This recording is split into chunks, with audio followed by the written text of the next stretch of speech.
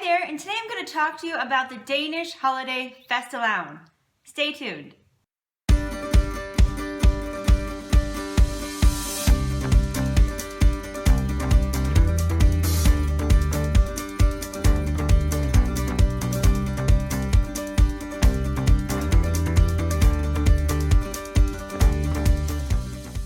Hi there and welcome back. If you're new to my channel, my name is Kelly and I'm an American living in Denmark. Go ahead and hit that red subscribe button and ring the bell to get notifications when I post new videos. And I live in a small town and I like to share with you the things that I've seen and heard and experienced while living here. So some of the things that I say on my channel may reflect small town Denmark or traditional Denmark as opposed to some other places or other people's experiences.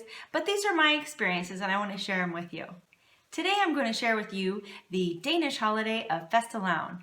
This is actually a holiday that I didn't know anything about before I moved to Denmark. And it's so funny because we moved to Denmark in the beginning of March and Fastelavn had already happened. So we had to live in Denmark a whole year before it came around again. And before I heard anything about it, I knew nothing. I didn't even know that it was an actual holiday. After that first full year had gone by, we find out about this fantastic holiday, which in a way is a lot like Halloween. But instead of being celebrated in the fall, it's usually celebrated somewhere in the mid to end of February. It always depends, just like how Easter is not the same day every year, Fastelavn is not on the same day every year, but it will always be on a Sunday. It actually occurs at the same time as Mardi Gras or Carnival or some of those other holidays that you would experience in other countries. But just what makes Fastelavn one of my favorite holidays? Well, first off, the kids get to dress up in costume. So normally in February, you're going to see a lot of stores that have costumes the kids can go out and buy. And I really love any type of opportunity where you can dress up in costume. My boys have always had costumes that they've used for dress up when they were much younger. And so the Halloween costumes never get put away in our house. They're always out. And just in case anybody wants to play with them, because I think it's such a fun way to use your imagination. And another thing with that is that they also get candy. So it's not the same where you would go to somebody's house and do a trick or treat. They'll go to this Fastelavn event where there will be a barrel. And I'm going to show you a couple of different barrels that we actually have in our local store. You can buy bigger ones, usually for bigger kids, smaller ones, and they even have ones that are kind of like a cardboard type of version. Usually the wood is not very thick, and so it doesn't take too long for the kids to smash. And that's what they do with it. So it's hung up with a rope, and then the kids will hit it with a wooden bat and try to break open and get all the candy out. This is very similar in the US, what we have for piñatas. A piñata is Mexican, and it's decorated with all these beautiful different colors with tissue paper, and then there's candy inside. And the kids usually are blindfolded and they're trying to swing it with a really long stick.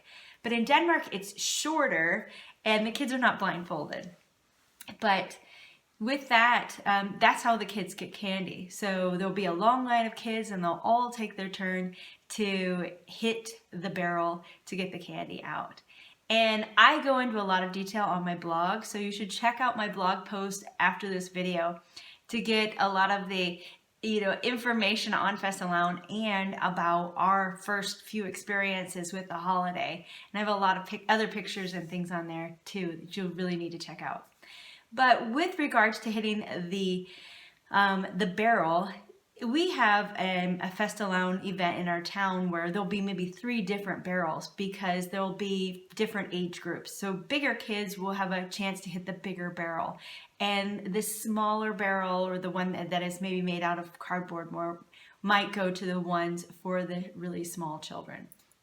Which I think is nice that they separate it so that way these little ones kind of have an opportunity just as much as the bigger kids. And it's so interesting with some of the rules that they have. And I've heard different rules depending on different places where we've been.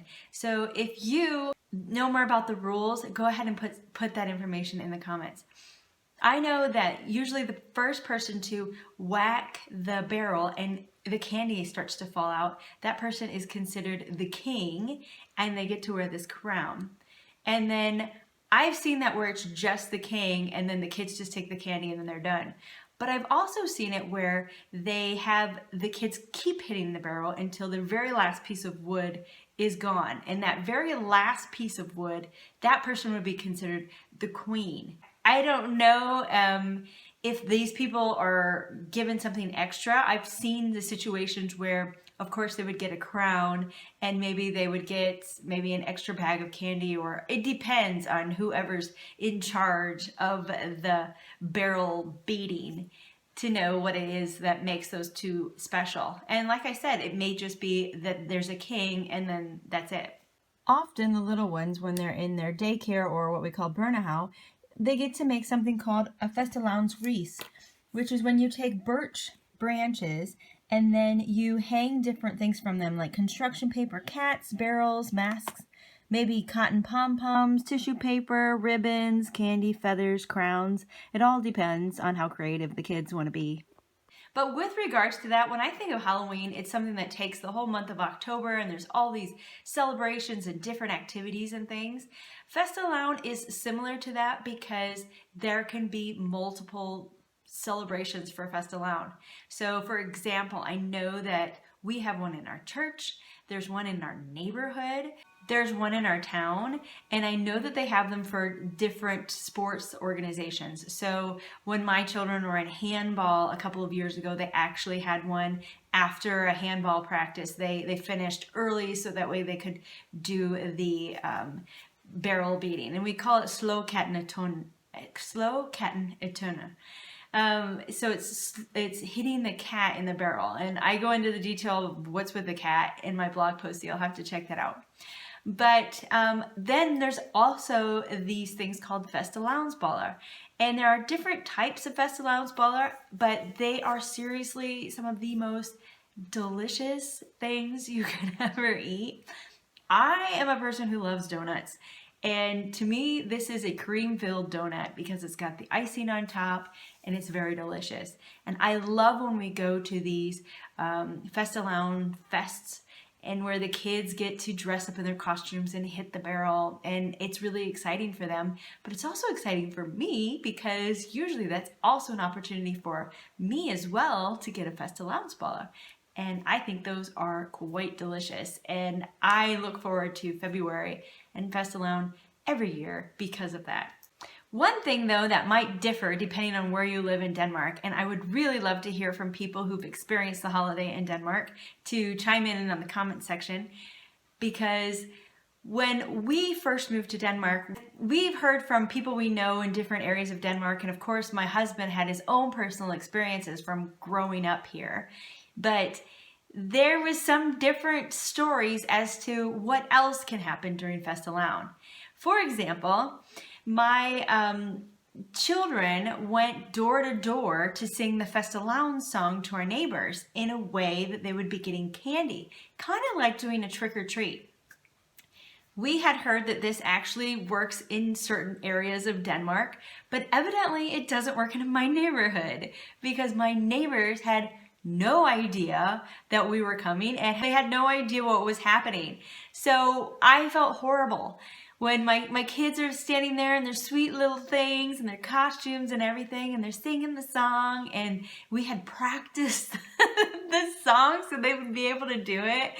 And it turns out that my neighborhood, yes, celebrates Fastelavn, but does not do that door-to-door singing and we'll give you candy type of thing. So I think it's very dependent upon where you live. It's so different. At Halloween time, there's trick-or-treat. Every town has trick-or-treat in the US. Maybe not every person does it, but every town does it. But in Denmark, apparently where I live, you don't go door to door and ring the doorbell and sing the Fastelavn song in order to get candy. My neighbors were giving them like money and things, and I felt so horrible. I'm like, don't give them money. Don't you have like a piece of candy somewhere in a bowl that you could just let them take one? I felt horrible. So needless to say, we don't do that anymore. I don't want to put my neighbors through that. But I would love to know if there are towns out there that actually, that's normal. I would just love to know. We're not going to be like, knocking on your door, maybe, but that would be really fun.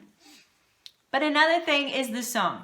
And the song with Fastelavn is really cute. It reminds me of the Halloween song that we have. The trick or treat, smell my feet, give me something good to eat. If you don't, I don't care. I'll pull down your underwear.